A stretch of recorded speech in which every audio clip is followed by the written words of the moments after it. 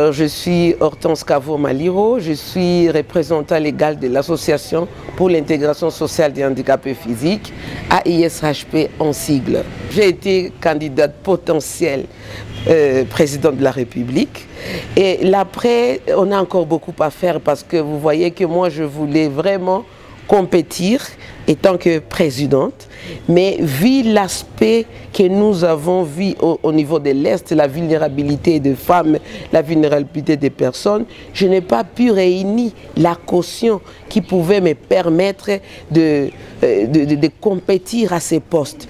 Donc, j'ai démontré en quoi est-ce que les postes-là de président ne doivent pas faire option de la caution colossale parce qu'il y a des femmes qui sont compétentes, il y a des gens qui sont patriotes et qui ont les soucis de changer la donne. Mais vu la vulnérabilité, vu les contextes liés à la sécurité qui ne permettent même pas le développement économique et ça les empêche à réunir toute une somme colossale de 160 millions de francs congolais afin qu'elles puissent être à mesure de profiter de cette opportunité que la Constitution leur donne. Nous avons expérimenté et aujourd'hui nous continuons maintenant à nous préparer pour les 5 ans qui vont venir. Dans mon programme d'une société inclusive, il y a eu autant de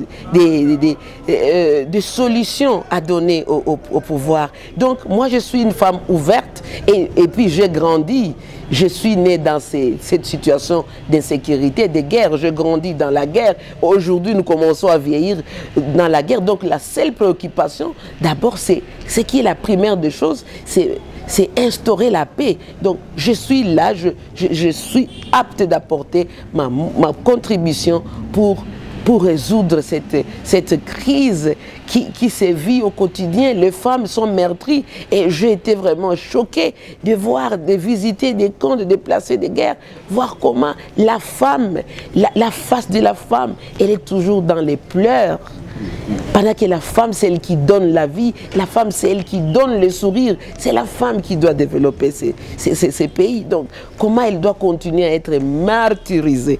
Et donc, à mon avis, je pense que c'est les combats qui continuent et je pense que je suis une femme forte et qui peut vraiment relever la courbe. Et la loi électorale a été innovée. On a privilégié que la liste qui comporterait la moitié de femmes serait exemptée des cautions. Donc on a fait l'innovation même dans la loi électorale pour que les femmes puissent être alignées sur des listes. Mais comme les résultats, on a vu les résultats que peu de femmes ont été élues. Donc il faudrait que nous puissions continuer à sensibiliser les femmes parce que nous sommes nombreuses, que nous ne devons pas continuer à laisser les hommes prendre des postes de responsabilité et être dans des positions fortes sur les institutions du pays pendant que les femmes sont... Donc nous devons sensibiliser les femmes, qu'elles comprennent que nous les femmes, qu'elles puissent avoir confiance en nous et qu'elles puissent avoir confiance en elles-mêmes parce que nous avons expérimenté que les femmes sont à mesure, les femmes peuvent et elles sont capables. Mais il faudrait qu'elles soient rassurées qu'on n'a pas le droit de continuer à être derrière les hommes. Et ce sont elles qui doivent nous donner la possibilité pour les institutions électives à nous faire élire.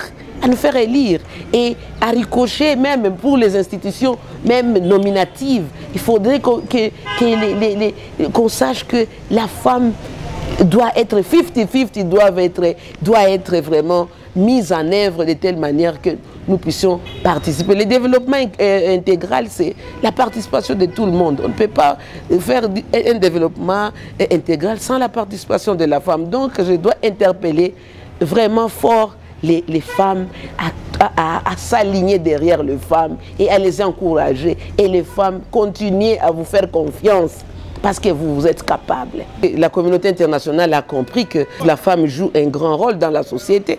Ce que je dois interpeller les femmes, c'est que c'est moi, ça soit notre moi de montrer et de faire connaître nos valeurs, de faire connaître notre activité entrepreneuriale, de faire connaître ce que nous avons pu faire dans des institutions à tous les niveaux. Et nous devons aussi profiter de ces mois de la femme pour parler haut et fort que les armes puissent se taire, que les âmes se taisent, parce que c'est la femme qui est en train d'être martyrisée. Et comme nous au Congo, bientôt il y aura le gouvernement, c'est le moment qu'on doit porter haut les flambeaux de la femme pour qu'elle puisse se représenter dans les institutions du gouvernement avec un taux élevé pour qu'elle puisse voir comment apporter sa pierre pour la sécurité, parce que c'est la seule chose dont on a besoin pour l'instant.